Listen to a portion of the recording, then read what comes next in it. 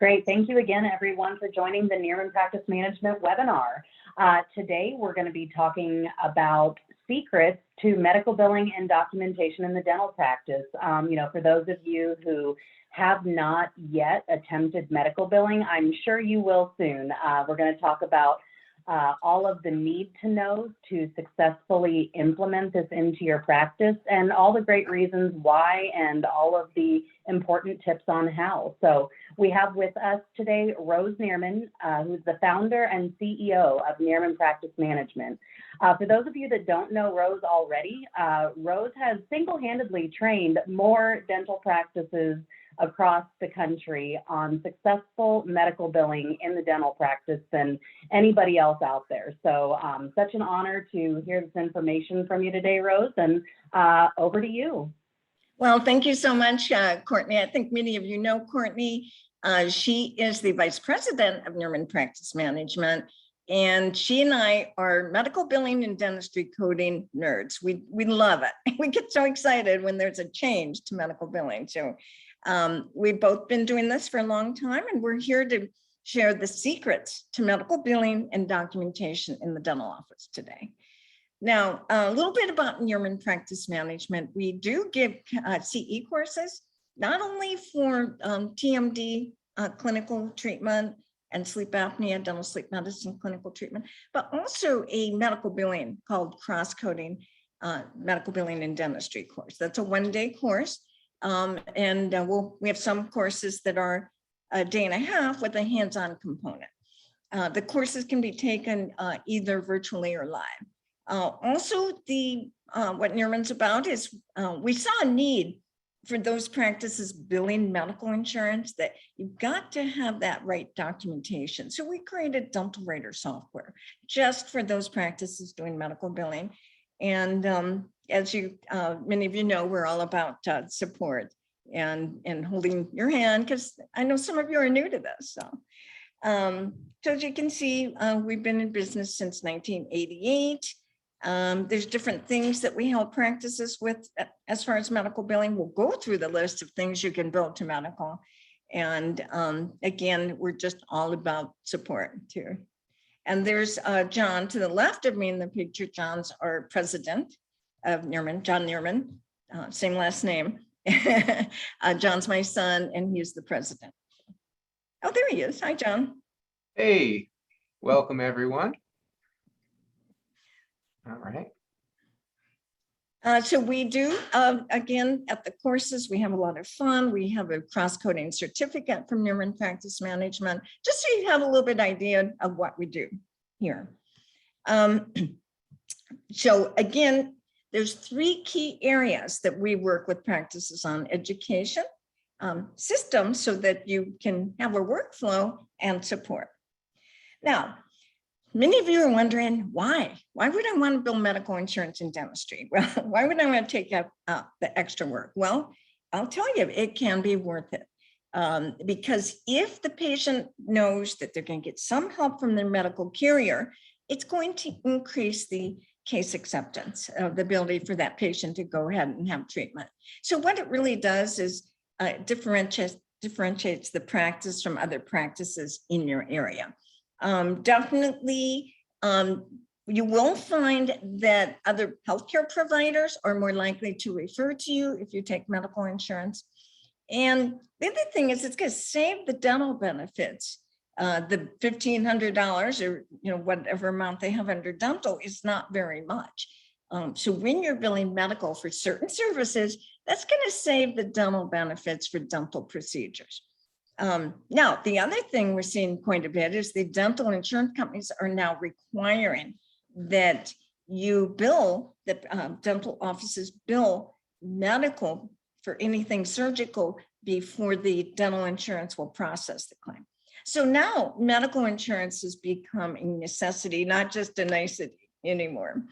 But keep in mind, there's no frequency limits. There's not that $1,500 yearly limit. And they don't limit the amount of exams you can do for the most part, like they do in dental, because the exam and the radiographs are based on why the patient's there, not when they last have one. So there's a lot of great answers to why medical billing. What things can you bill to medical? Well, if the service is covered, most insurance companies will cover the exam and the office visits as well. And in addition to, if the procedure is considered medically necessary and covered, they're going to also typically pay for whatever imaging you're doing, whether it's a pano. Some insurances, depending on the procedure, will pay a pan. Very easy to get paid for a panorectomy through medical, tomography, cone beam, and those things should be billed to medical for certain services. So that's one of the best kept secrets we wanted to tell you about. Lots of practices will bill the service, but they don't leave out that initial, they leave out, excuse me, the initial exam and the x-ray. So not Medicare, but most commercial carriers will reimburse for those. Another best kept secret that we can help practices with is that I don't think a lot of practice dental offices are aware that TMJ is frequently covered under medical, not dental. And when they do pay, you're gonna get a better reimbursement. And many times they'll pay for the follow-up visits to appliances as well, trigger point injections, and again, the exam and radiographs. What's the most predictable are the sleep apnea appliances are 99% of the time, the policy states they're covered under medical. And at our cross-coding course, we teach you what hoops to jump through with that insurance carrier. Very important. Bone grafts, that's again, a best kept secret that you probably finding a lot of times the dental's not paying for the bone graft, so you don't bill it to dental. Well, bone grafts to an edentulous area are very, very good reimbursement through medical. And we're going to show you a little bit, why would they pay? Is it a dental necessity or is it a medical necessity? Implants, if the patient's in an accident, sometimes if they pay, there's a lot of bone loss, and you really need to surgically reconstruct that mandible or that maxilla, they'll also pay for implants. If an implant fails, there's even codes for removing that implant. Extractions. Now, I would say 2 or 3 years ago, we only saw medical typically pay for impacted teeth, but that's kind of opened up a little. We are seeing some insurance carriers, medical, open up and start to pay for extractions that are not impacted. And pediatric orthodontics and airway functional appliances, that's kind of, we're starting to see some policies that'll pay for that. Another thing, if you have a patient who maybe they're going through chemotherapy or radiation treatment, the chance of them getting mucositis, the red inflamed gums, is very high. That's something you should send to medical. We do see a lot of policies covering that, as well as I bet a lot of practices on here today will do frenectomies. And there's policies out there that state, yes, we'll cover frenectomies if the patient is a child who has trouble with their speech, or maybe an infant who cannot properly feed. Biopsies, those should be sent to medical. Any type of surgery, including, we'll see INDs covered. There are codes for all of this. Another thing, do you ever have a patient come in and say, oh, my doctor sent me over to clear me before I have a major surgery? Again, we do see a lot of medical cover that, the exam and the x-ray for that medical clearance exam. And there are codes for all of this. There are cross codes for all of this. So that's the point. You also want to cross code your anesthesia. If a patient has an accident to teeth or the jaw, that should be sent to medical. They do have to cover accidents. That's a rule all across the United States. And last but not least, Botox. We've seen an uptick in medical insurances pay for Botox for the diagnosis of myofascial pain disorder, painful bruxism, of course, migraines as well. So that's one of the things we help practices with, is all the codes and the documentation for that. Speaking of which, what is needed to bill medical? Well, the first thing you want to do is show it's medically necessary, or to find out if it's a medically necessary procedure. And the way I'm going to find that out is on a bigger case, you're going to call, you're going to do a benefit verification, just like you do with dental. Find out deductibles, co-payments, find out if that particular procedure is a covered expense. Find out during that insurance verification if it needs to be pre-authorized. That's important to do.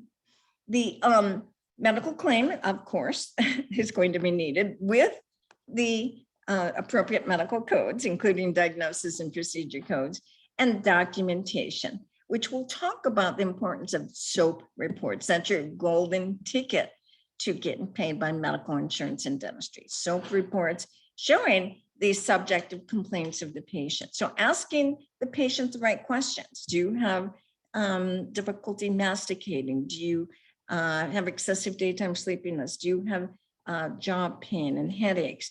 Do you have infection, oral infection? Asking the right questions is your first step for that SOAP report. The SOAP is the subjective complaints of the patient, the objective exam findings, the assessment, and the plan. That's one. Now let's talk a little bit about fees. Again, there's codes, there's cross codes for all of this. So the average fee we're seeing from a consultation, they're going to be a range depending on the plan and the area of the country you're in. So consultations typically will see pay between $149 to $278. Now, again, when you bill your exams, you can see an average for an established patient of around $145, give or take. CT scan, that's going to be average around $400. The bone grafts are going to be probably much higher than if dental pays. They're going to be much more generous UCR fees. So the average is $1,500, but if it's a big case, full arch case, that's going to be whatever, it's a custom procedure. So whatever you are charging for those bone grafts, teenage dentulous area, the insurance will often pay 80% of that. So that's one thing that is probably, again, one of the best kept secrets that practices don't realize. Bone grafts, teenage dentulous area could be covered under their medical, as well as implants. We're seeing around $1,200 UCR for that, maybe $1,500. Extractions, anywhere from $100 to $200. Third molars, of course, should be billed to medical. Your frenectomies at around $350 to $750 reimbursement. And then the average fee for an oral appliance for OSA is anywhere from $2,200 to say $39 or more. Sometimes we see more, sometimes we see less, but we do see from commercial carriers those average fees. And then the TMJ appliance, that sometimes I'll see $800, sometimes I'll see $1,200 for that TMJ appliance. Sometimes I see more, sometimes I'll see quite a bit more. So just, again, it's going to vary quite a bit by the plan. Now, the important thing is when billing medical, it's not that you're trying to hide the fact that you're dental office, but you want to use the proper language. Okay, so let's say I'm calling the insurance company. I'm not going to say, do you guys cover dental appliances? Because what are they going to do? They're going to say, oh, let me put you to the dental department, right? Now, if I call up and I say, do you cover oral appliances or oral devices? Now they're willing to listen to me. At that point, I can give them the codes and get an answer to whether it's covered. Another great example, and this is a great secret that the offices we work with that are successful in medical billing, they have learned not only when talking to insurance carriers, but in their SOAP reports to use the right language. What a difference that's going to make. Imagine calling the insurance company and saying, asking, do you guys cover dental implants? Again, they're going to say no, and obviously that's dental. Let me put you to the dental side of our company. Now, if I call up and I say we are placing medically necessary oral implants, again, they're like, wow, that sounds necessary and it sounds medical. So they're willing to listen to you. Or medically necessary oral bone grafts. You see the difference? So That's language is going to make a big difference in your success. So as you can see already, we talked so much about medical necessity. Those are our two favorite words at Nierman Practice Management, because that's what's going to get you coverage. And so let's go through and talk about how to show medical necessity. You've heard location, location, location. With medical billing, it's documentation, documentation, documentation. That is your key to success. If you haven't billed medical before, you just kind of want to go through and figure out how you're going to do it. You could do it in-house. You want to consider a system such as Dental Writer to document your medical history in your exam, because it's asking the right questions and has the cross codes in it. So it makes it easier. How you're going to complete and file the claims. Some practices outsource medical billing. And we do have a medical billing service as well at Nierman Practice Management. So we can help practices whether they decide to do it in-house or outsource it. Now, this is, I'm sure many of you are wondering, gee, we're not in network with medical. Well, that's okay, because most of the insurance companies, most of the dental practices we work with do bill out of network. So you will make sure you tell the patient, yes, we will bill your medical. You can have the patient pay you. You can accept parts of it as assignment. There's different ways you can do it, but make sure that patient's aware that you are out of network. That's important. We'll talk a little bit about something called a gap exception. That's going to help you with if the patient has a high deductible. Now, again, what we're talking about is, and in this today is our commercial carriers. If you decide you want to bill Medicare, you must enroll in Medicare. I know especially a lot of our practices that we work with are billing sleep apnea appliances, and that's a whole different department in Medicare. We have an application service where we'll help you become a DME supplier. All right, so definitely lots of things. If you've not billed medical before, you do want to fill out an out-of-network billing form for that particular insurance carrier, and make sure they have your W-9, because they do like to match your W-9 to your tax ID. So it's not that you have to apply to get in network, but even if you're billing out of network, just let them know in advance. That's important. So again, one of our favorite sayings at Nierman Practice Management, Courtney and I will go out to dinner at a meeting, and someone will tell a story about something that happened to them, or something that happened to a patient. We'll be like, oh, there's a code for that. And yeah, we're a lot of fun at dinner talking medical billing. And what we find is your most important coding set there's a code for that, are your ICD-10 codes, because that's the diagnosis code. That's going to tell the insurance company why the patient's there, and even show medical necessity. I'll show you some examples of that in just a little bit. The ICD-10 are your diagnosis codes, as many of you know.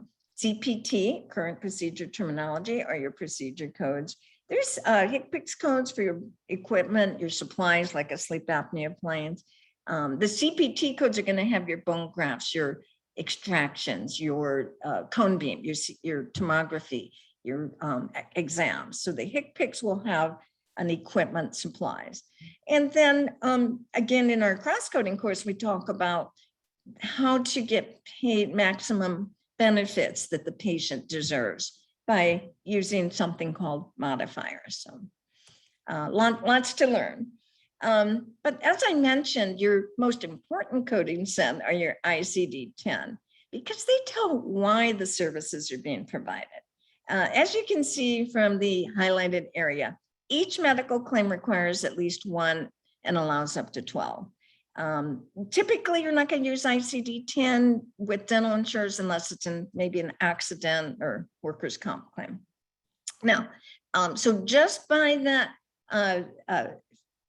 5-digit code or 6-digit code, you can tell the insurance, hey, this is what's wrong with the patient. This patient has M26.623, that's a TMJ disorder, and they have myofascial pain disorder or myalgia of the muscles of mastication. Okay. Here's one. This is a surgical case for implants. I'm going to tell the insurance company with my K codes that the patient has any type of, it could be atrophy, it could be infection. But again, you can see, okay, those codes are to say why the patient's being here. The R code would be maybe they have jaw pain too. So you see your ICD-10 codes are your first stage of documentation. That they tell what the patient has. These are going to be your procedure codes, so we'll talk more about those. But that's an implant, that's a maxillary bone graft, and that's we use that for extraction. So now keep in mind with your procedure codes that ICD has to correspond to it. We'll show you some examples of that. But let's before we do that, let's talk a little about the medical billing process. Courtney, I know you always, what's your big saying that I always hear you say about this particular step? Yes, so benefit verifications, no matter what, should always be step number one, because going into a medical billing case without a benefit verification is kind of like driving a car with your eyes closed. There's a small chance that you'll get from point A to point B without crashing, but chances are you're going to crash. Now, the reason benefit verifications are so very important is actually a few things, but the very most important thing you'll find out during a benefit verification is this patient's medical policy even active?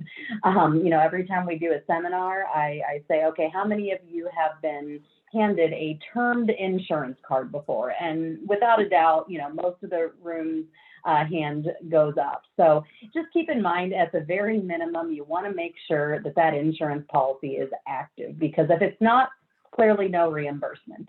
But you do find out some other very important details during this benefit verification, and it's typically done over the phone. You can find out certain information online as well, but you're going to find out information such as what is the patient's remaining deductible for the year. Of course, deductibles need to be met or paid out of pocket by the patient prior to any coverage being available. And what is the patient's coinsurance? Is it a policy where the patient is covered at 90% and the patient pays 10%? Or is it like, is the breakdown more like 80-20 or 70-30, 50-50? That's very important information to help the patient figure out the estimated out-of-pocket expense. Another thing, one of the next most important things you will find out during a benefit verification call is a pre-authorization required for this service? Of course, if a pre-authorization is required, it's extremely important to submit that pre-authorization request and get the approval back before you render the services to the patient. A few other things that you'll find out, does the patient have out-of-network benefits available? Of course, as a dental practice, unless you have specifically, gone down the route of enrolling as an in-network provider with that medical carrier, you're likely going to be billing out-of-network. So you do want to make sure that the patient has out-of-network benefits available, because there are those plans that have in-network only. They're typically the cheaper plans, and a lot of times they're going to be labeled HMO or EPO sometimes, but you'll want to make sure of that as well. So again, just make sure that that benefit verification happens as the first step every time. Now, if during that benefit verification you find that a pre-authorization is required, again, submit the request, wait for the approval before you render the services to ensure coverage will be available. So what's included in a pre-auth? Well, it's all of the information that the insurance company is going to need to determine if the patient meets criteria for coverage. Is this a medically necessary service or not? So you're going to include information like, what is the patient's chief complaints, or basically, why are they seeking treatment? If it is a pain case or a trauma case, you'll include history information about the pain. How long has it been going on? Is it affecting their daily living?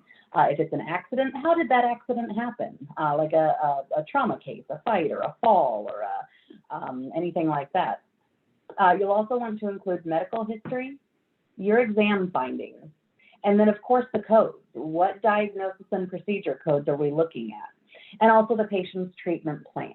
So it's very important to have, a nice little system set up to make sure you're documenting this information as the patient moves through treatment.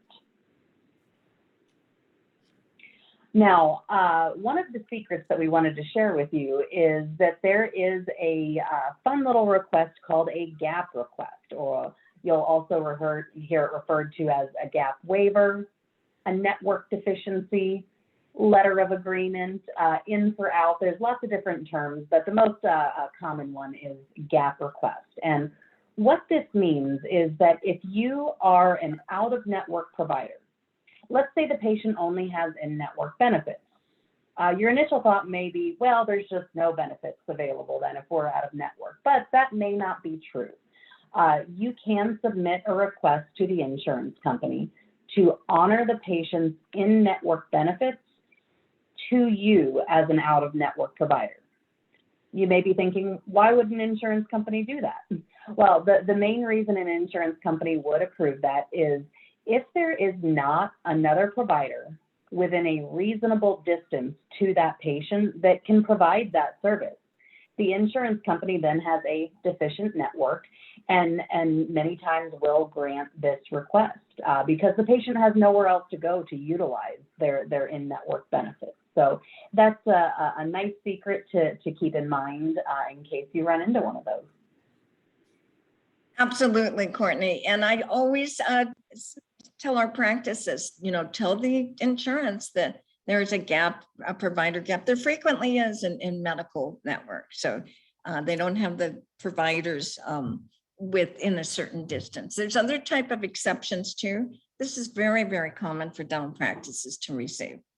And again, it's voluntary, but it's a great little tip. Thank you for that.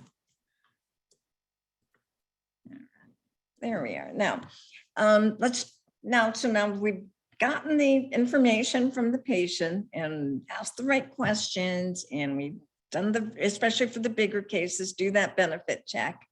If it needs to be pre-authorized, you're sending all the great information in for that. Now it's time to file the medical claim.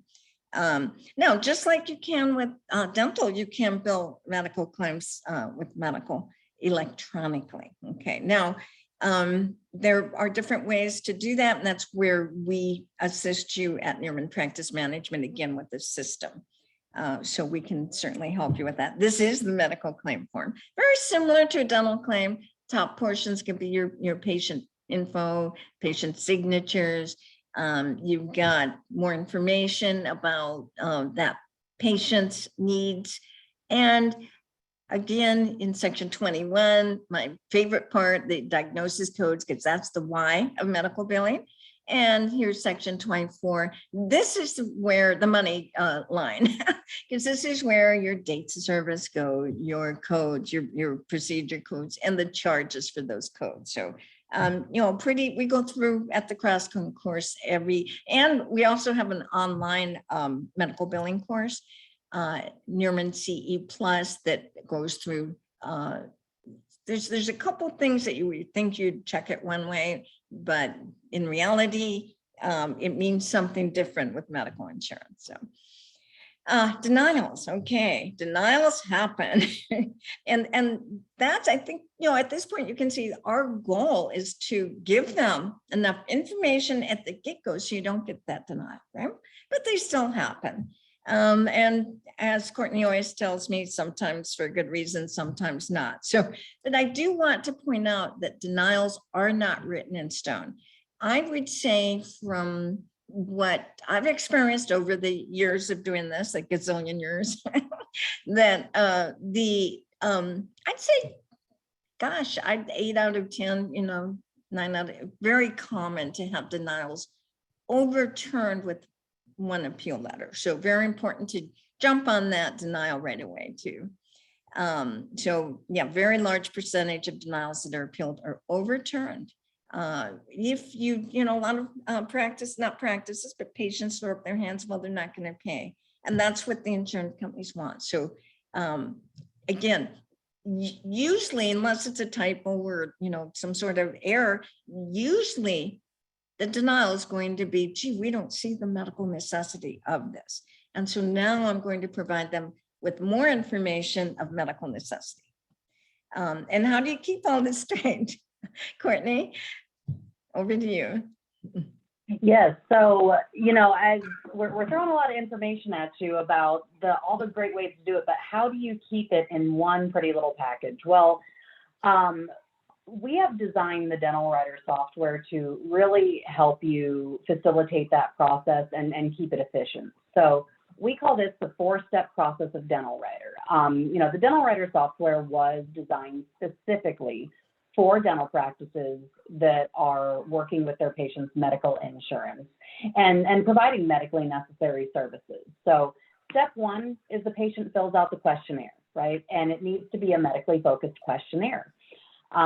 So we do have online questionnaires available where the patient can fill it out online, and the practice is able to just click a few buttons in the software to get it all into the chart and ready to go. The second step, that's where the doctor and clinical team come in, and they will document their exam findings right in that same form, right in the software. Now, once those 2 steps are done, the really fun part begins, because then with just a few clicks, you're able to generate as many follow-up reports to as many people or places at once as you want. That includes insurance companies and other doctors. So it helps us get paid and keep those referrals coming in, basically. And then the last step is let's get paid, right? So with a couple more clicks, you're able to generate a completed medical claim. That puts everything right in the boxes where it needs to go, so you can avoid silly denials for missing a box on the claim form. That's right. Thank you. And the questionnaires, the Nierman Practice questionnaires, were developed early on in a practice that I was in, where I found, hey, guess what? We're not asking the right questions. Our exam is dentally necessary. It's a dental necessity, and so these forms, the questionnaire and exam in Nierman Practice Management and in dental writer, are designed to ask the right questions, to have the exam data, that if it's medically necessary, it's going to show it. It's got the crosscodes in it so that it does print in your SOAP notes. So, but as you know, dental writer does create your SOAP notes. We explain subjective, objective, assessment, and plan. And keep in mind that now, very important to have this to, of course, get paid by medical. But also, since you're generating a SOAP report, don't forget to send that to other healthcare providers the patient has. I have a cute story where I have a brother who's a physician I'm here in Jupiter, Florida. He's across the state in Tampa. He's a PCP. And he got a couple SOAP reports from some of the dentists we work with. And on both of them, he called me up. He said, wow, I'd never gotten a report like this from a dentist. One was for bone grafts and implants. The other was for sleep apnea. He said, this is so impressive. Is this the guru in the area to refer to? So sending those SOAP reports out really do help with relationships, I guess is the right word. But yeah, the SOAP report, no doubt about it, is your golden ticket to reimbursement. And again, it's got to be in the certain format with, it's not your dental, it's not your dental SOAP report, because that's going to show dental necessity. So, and again, it's not like you're trying to make it something it isn't. If you truly believe, and the patient truly believes this is a medical necessity, that's where the SOAP report is going to be your golden ticket. So the way it works is the patient fills out the dental writer questionnaire. And again, we do many practices use it online, which is wonderful. A patient can just click. And what's going to happen is They register themselves, they put in their name and address, so there's no duplication. You don't have to enter that, and they put their information in, and now you've got the subjective part of the SOAP report. So you're good to go on that. Now, the next stage is going to be your making sure that we do, have in there what other practitioners do you see. So again, that's a great opportunity to send those SOAP reports to other healthcare providers, in addition to medical insurance. So Dental Writer has thought of everything, and very complete. Neat thing is it's customizable. So we have practices that say, Rose, I just want to have the minimum we need to get paid. And then we have other practices who just love detail and want to add things. So that's the great thing, is you can customize Dental Writer. I love, this happens to be the TMD module. I love how you've got the pain pattern, and you're going to show the insurance company, hey, this is not bruxism, it's not occlusal problems. This patient has pain, and the pain pattern showing where the pain is in red tells 1,000 words. So it's very good. This is the Dental Writer exam. This is actually my favorite page, and all the modules are the ICD-10 codes, because this is going to walk you through, okay, if the patient has a procedure, it's going to give you the ICD-10 code, or excuse me, if the patient has a condition, it's going to give you the ICD-10 code. It's going to let you click on why things are medically necessary. What can happen if the patient doesn't have the treatment, so lots of things that to convince the insurance company, yes, this is a medical necessity. So that's the questionnaire exam. Once you, the questionnaire and exam items are entered, I just love watching this. It pulls everything together into your SOAP report, and it's just beautiful. Can you imagine dictating that? So wow, that patient definitely picture tells 1,000 words on that. But it pulls together from the questionnaire exam, that SOAP report, showing because of these subjective chief complaints and the history of the patient's condition, our exam finding, this is our assessment, and you're going to print the ICD-10 codes, and here's our medically necessary plan. So very good. This CT scan, you've got your cone beam, your Panorex, just takes a second to click on it, and you're good to go, including your exam codes too. It's just so easy. Your medical exam codes as well. So as you can see, it's a system that through the years, our practices have really given lots of suggestions. Now, step 4, so you got step 1, the questionnaire, step 2, the exam, step 3 is your SOAP report, generate that. Now, step 4 is your claim form. If you're working with the billing service, they'll go in and grab everything and they'll bill it for you. If you're billing it in office, you've got the tools, the claim form that you need. So choices, you've got choices. So as you can see, Courtney and I, we could talk about this forever.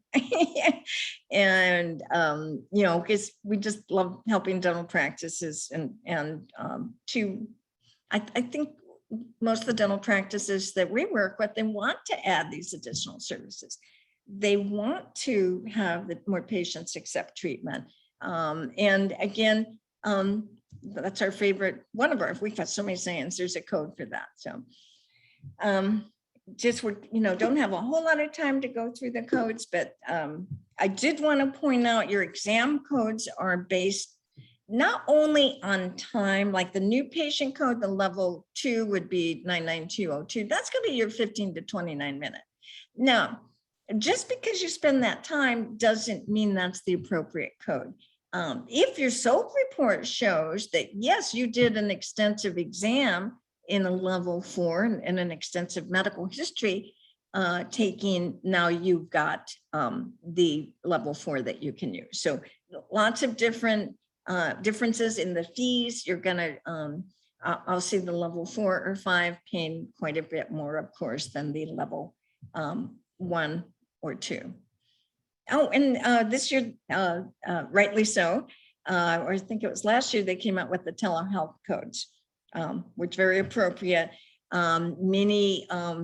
Some dentists are using those just for certain conditions as well. A lot of the sleep physicians are using them if you're doing sleep apnea. Now, whether you're doing sleep apnea, you're doing just regular general dentistry, you're doing implants and bone grafts or TMD, all these different things we're talking about. There are cross codes for your radiographs. So these, as you can see, there's a medical code, a cross code for the PAN, FMX, lateral skull would be your supplementric view. That's a lateral side view. Your tomography, your CT scan, there's a code for that, and your CT follow-up. So there's, the codes are there for you. And that's, one of the things that they need to print in your self-report so the insurance company knows what you're asking for to be paid. Now, diagnosis codes, this happens to be the one for obstructive sleep apnea. So it's not too complicated because there's just a certain code. With the OSA, there's only one diagnosis code that will come from the sleep study, and you do need a physician prescription to use that. And then, so again, some things just have a couple codes. Sleep apnea, you got your ICD-10 diagnosis code, and now you've got your appliance code, okay, EO486. So your TMD, there's all kinds of codes. They added this year arthritis of the TMJ and arthropathy, which I think is great, because if it's not articular disc disorder, it's just, pathological, something going on in the joint that's not as definitive, that arthropathy is a nice addition that was added this year. So TMJ codes are going to be based on if it's this is TMJ pain. This is how ICD-10 codes go. They specify, is this right, left, or bilateral? So lots of opportunities. We've got the arthritis, arthropathy, symptom codes like myalgia of the mastication muscles or the head and neck. So lots of opportunities to bill medical. Trigger point injections is another thing that we typically do see medical pay. Botox, the codings there. We go through all this in the cross-coding course, how to build this. So bruxism for both, we're not going to use the bruxism diagnosis for TMD, but we've seen some medical insurers say, yes, if the patient has painful bruxism, we will consider Botox or really myofascial pain disorder. So lots of codes to help support that for you, including for your bone grafts and implants, atrophy codes, which will be on the mandible or the maxilla. So lots of opportunities for bone grafts, implants. There's even codes if there's a failure of the implant to remove it. Okay, so there's all kinds of opportunities to code to medical, including cellulitis, abscess, and cyst, IND, certainly a lot of codes in your biopsy code. So excision codes, it just goes on and on. If you do that surgical clearance exam, that's going to say, this is actually not a procedure code, that's an ICD-10 code saying this is what the encounter was for a pre-procedural exam. So you see how the ICD-10 diagnosis codes drill down, they get very specific. You've got your tongue tie, your feeding difficulty, speech abnormality. You look at the policies and you'll see the insurance companies do have to be transparent and let the public and providers know what is covered. And so you can look at the policies and see, okay, this particular insurance company does have this. Let's give them a call and see, or look to see if it needs to be pre-authorized. So frenectomy, mucositis, TMJ disorder, laser codes, and accident codes. So as I mentioned, if a patient comes in with an accident, you do want to, typically you're going to bill that to medical, not dental. And they will ask you to put what happened as your ICD-10, like a fracture would be your number one code. So the tooth was fractured, so that's the condition. But they also want you to put If it's loss of teeth due to trauma, there's codes for that. Embedded, impacted teeth. But I just wanted to get to I guess we don't have that. But what I wanted to say here is there's all kinds of codes for the accidents, for what happened. Like if there's a fall from playground, there's a code for that. This is where we have fun with them. If there's a fall from ladder, there's a code for that. We had a practice call the other day. A police officer had fractured some teeth. It wasn't on the job. He was out at night, and that's going to be covered under his medical. But there's a code for that. He fell on had passed out and fainted, and for some reason, we're not sure why he fainted, but he had fractured and he vulsed a tooth as well with hitting something. So there's going to be codes for all of that. So lots of codes, sedation codes. As you can see, there's lots of opportunity, and just knowing the codes is important. But again, it comes down to that system and having a workflow that's going to help you get paid. So we tied it all together. Courtney, over to you here on this one. Yes, thank you. So, again, we clearly saw there is no shortage of codes. Impossible to memorize all of them. So you do want a system that helps you store and select the appropriate codes for the services that you're rendering, along with that documentation that Rose has mentioned. Just the codes alone don't do the trick, and just the documentation alone doesn't do the trick. You do need both. So what are our next steps, basically? How do we tie this all together and make it come to fruition in the practice? So the first thing is, identify the procedures in your practice that are billable to medical. We talked about a lot of different ones today. If you're offering your patients custom-made sleep appliances, your diagnostic and treatment services for TMJ disordered patients. Lots of different oral surgeries, as we saw, not only your trauma cases, but frenectomies, biopsies, bone grafts and implants can be considered medically necessary as well. So, take a look at the services that you typically provide and pinpoint some that, you would see benefit from billing medically. Next thing is you do need to choose a software system to help keep you organized with the coding, the claims, the documentation, getting your name out there as the go-to practice in the community for physicians and other healthcare providers to refer to deal with the medically necessary services in the dental practice setting. Of course, you want to consider some additional CE. As Rose mentioned earlier, we do have some amazing seminars available. If you're not sure about, the seminars, just check us out on social media or Google. You'll see lots of testimonials from other practices that have attended our seminars and what they have to say about them. So we do have, again, both virtual attendance options as well as in-person. There's even self-paced online options. So check us out on niermantm.com.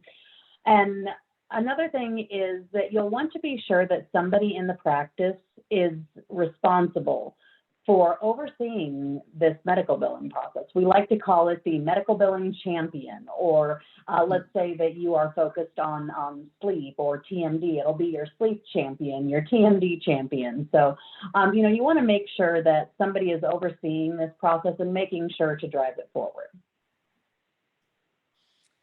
All right. So again, how do we get started? Education and training. So again, check us out on niermanpm.com. We've got our seminar schedule up there, of course, again, online and in-person options available.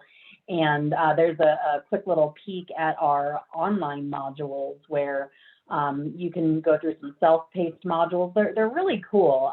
They are pre-recorded, so you can work through them at your own pace.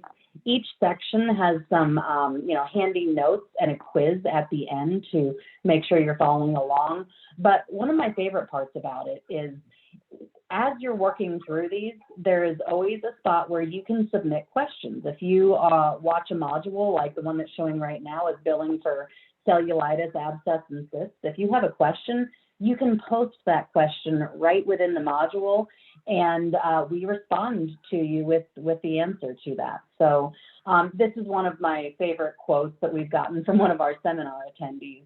As soon as I found Nierman Practice Management, it was like life just changed. I feel like a superwoman who can code everything. So thank you, Annie.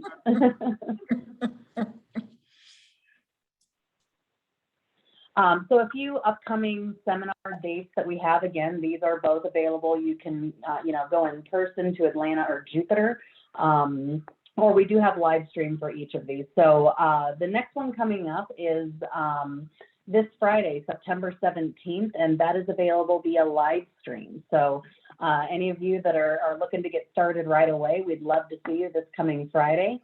If that's a little too soon, we do have one December 10th.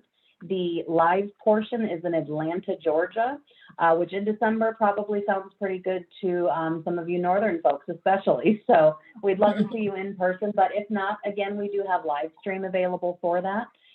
And I know sometimes you hear live stream and you think, oh, well, I don't want to just kind of be pushed to the side. It is very interactive. So, you do get kind of the full seminar experience on the live stream as well. If you're looking into next year, our first medical billing and dentistry seminar will be January 21st. The live portion in Jupiter, Florida, or again, live stream. So we are running an awesome special for MISH and ADOM members. So you can get 20% off your registration. MISH, use code MISH21, or ADOM, use code ADOM21. So the second special we have for you is if you're looking towards that self-paced online course platform, we're offering $1,000 off to the complete cross-coder, which gives you everything medical and billing and dentistry, all the way from the basics to the specifics for sleep, TMD, and oral surgery. Excellent. All right. Yeah, and one of the best parts about the cross-coding courses is that Courtney is part of it. And she, in addition to being my co-faculty, she mans, or I guess I should say womans, the chat box. It's really, actually the live stream's been really great because you do get your questions answered. So it's been, you kind of have to adapt, and that's one of the things that I think came out quite well.